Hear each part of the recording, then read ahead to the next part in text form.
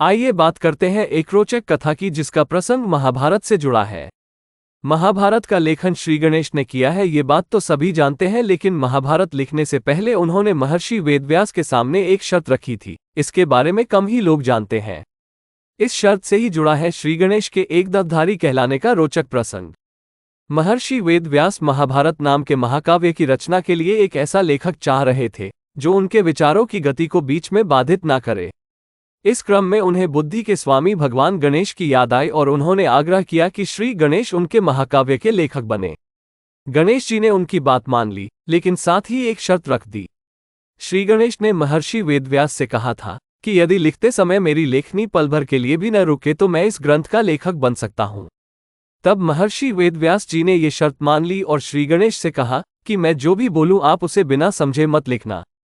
तब वेदव्यास जी बीच बीच में कुछ ऐसे श्लोक बोलते कि उन्हें समझने में श्री गणेश को थोड़ा समय लगता। इस बीच महर्षि वेदव्यास अन्य काम कर लेते थे। इस तरह दो महारथी एक साथ आमने सामने बैठकर अपनी भूमिका निभाने में लग गए। लेकिन इसी बीच एक घटना घटित हुई।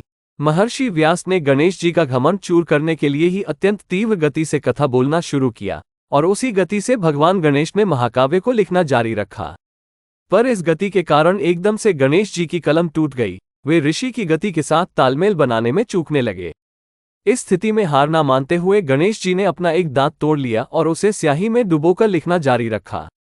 ये देख ऋषि समझ गए कि गजानन की तेज बुद्धि और लगन का कोई मुकाबला नहीं है और उन्होंने गणेश जी को नया नाम एकदत्त दिया।